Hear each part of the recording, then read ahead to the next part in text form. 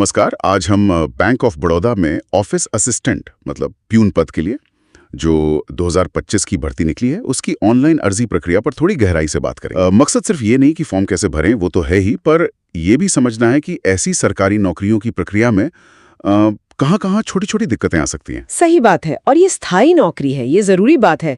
करीब 500 पद हैं और योग्यता सिर्फ 10th पास। हाँ, तो बहुत लोगों के लिए एक अच्छा मौका हो सकता है। बिल्कुल, लेकिन हाँ, आखिरी तारीख का ध्यान रखना है, 23 मई 2025, ज्यादा वक्त नहीं है।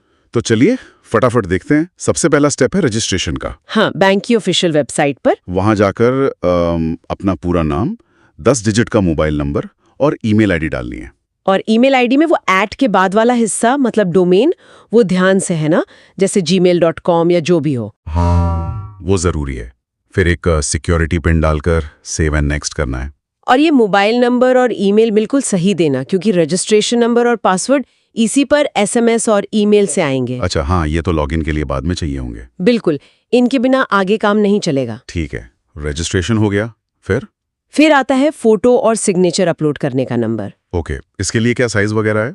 फोटो होनी चाहिए 20 से 50 KB के बीच, पासपोर्ट साइज, और बैकग्राउंड बिल्कुल साफ। और सिग्नेचर 10 से 20 KB के बीच, दोनों ही JPG फॉर्मेट में। अच्छा, इसमें फोटो अपलोड के 2 तरीके बता रहे थे वीडियो में। हाँ, एक तो ब्राउज करके अपनी फोटो डाल दो। हाँ, या फिर वेबकैम से लाइव फोटो भी ले सकते हैं। और अगर वेबकैम ना हो तो एक QR कोड का ऑप्शन भी है, उसे मोबाइल से स्कैन करके भी लाइव फोटो खींच सकते हैं। ये काफी नया सा लगा मुझे। हाँ, ये बढ़िया है, लेकिन ध्यान रखना होगा कि फोटो साफ आए। गाइडलाइंस देख लेना बेटर है। बिल्कुल, फोटो और साइन अपलोड करके कंफर्म करके आगे बढ़ना है। ठीक है, अगला स्टेप है बेसिक डिटेल्स भरने का। हाँ, इसमें सबसे पहले तो ये चुनना है कि आप किस राज्य या केंद्र शासित प्रदेश के लिए अप्लाई कर रहे हैं। और यहीं पर वो जरूरी बात आती है, लोकल भाषा की। हाँ, उस राज्य की स्थानीय भाषा पढ़नी, लिखनी और बोलनी आनी चाहिए। ये अनिवार्य है और आपको हाँ चुनकर इसकी पुष्टि करनी होगी। ठीक है, और इसी सेक्शन में अपनी category, general, SC, ST, OBC वगैरह। हाँ, धर्म, अल्पसंख्यक है या नहीं, विकलांगता अगर है, एक्स सर्विसमैन है या नहीं, राष्ट्रीयता। और परीक्षा केंद्र भी यही चुनना है। हाँ, अपनी पसंद का परीक्षा केंद्र और परीक्षा का माध्यम मतलब हिंदी या इंग्लिश। और फिर पर्सनल डिटेल्स जैसे जन्म तिथि, आयु शायद 1 मई 2025 के हिसाब से देखी जाएगी। हाँ, बिल्कुल। फिर लिंग, शादीशुदा है या नहीं, माता पिता का नाम, पता, ये सब भरना है। इस सेक्शन में काफी सारी डिटेल्स हैं। हाँ, इसीलिए यहाँ एक वैलिडेट योर डिटेल्स का बटन होता है, उसे यूज करना चाहिए। अच्छा, उससे क्या होता है? उससे सिस्टम चेक कर लेता है कि कहीं कोई जरूरी फील्ड खाली तो नहीं रह गया या कुछ गलत फॉर्मेट में तो नहीं भर दिया। मतलब गलतियां पकड़ने में मदद मिलती है। बिल्कुल, सेव एंड नेक्स्ट करने से पहले एक बार वैलिडेट कर लेना अच्छा रहता है। सही है। इसके बाद आती है क्वालिफिकेशन यानी योग्यता की बारी। हाँ, न्यूनतम योग्यता तो 10वीं पास है। और ये 1 मई 2025 तक पूरी हो जानी चाहिए, है ना? हाँ, आपको पास होने की तारीख, कितने प्रतिशत मार्क्स आए और ग्रेड या क्लास क्या था, ये सब बताना होगा। 12वीं की जानकारी देना जरूरी है? नहीं, वो वैकल्पिक है, चाहे तो दे सकते हैं। ओके, और स्थानीय भाषा की जानकारी की पुष्टि करनी है, हाँ चुनकर।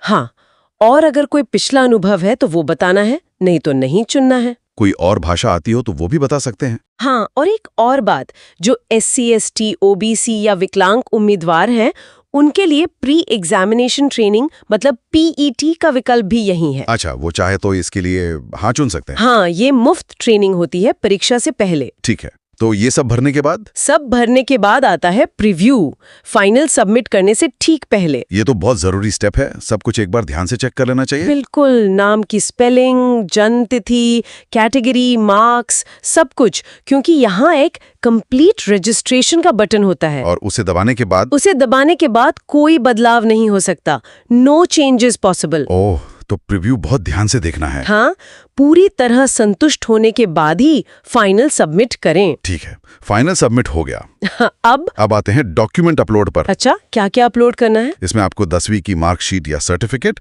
जिसमें जन्म तिथि का प्रूफ हो। PDF फॉर्मेट में शायद। हाँ, सब PDF में। फिर अगर आपने कोई हायर एजुकेशन बताई है, जैसे 12वीं या ग्रेजुएशन, तो उसके सर्टिफिकेट। अगर एक से ज्यादा है तो सबको मिलाकर एक ही PDF बनानी है। ओके, और आपका जाति या श्रेणी प्रमाण पत्र अगर आप आरक्षित कैटेगरी से हैं। इसमें कोई खास बात ध्यान रखने वाली? हाँ, सबसे जरूरी, ये जो जाति श्रेणी प्रमाण पत्र है इसका फॉर्मेट बिल्कुल वही होना चाहिए जो भर्ती की अधिसूचना मतलब नोटिफिकेशन में दिया गया है। अच्छा, मतलब अपने मन से कोई भी फॉर्मेट नहीं चलेगा? बिल्कुल नहीं। अगर फॉर्मेट गलत हुआ तो आवेदन रद्द भी हो सकता है, इसलिए नोटिफिकेशन को बहुत ध्यान से पढ़ना जरूरी है।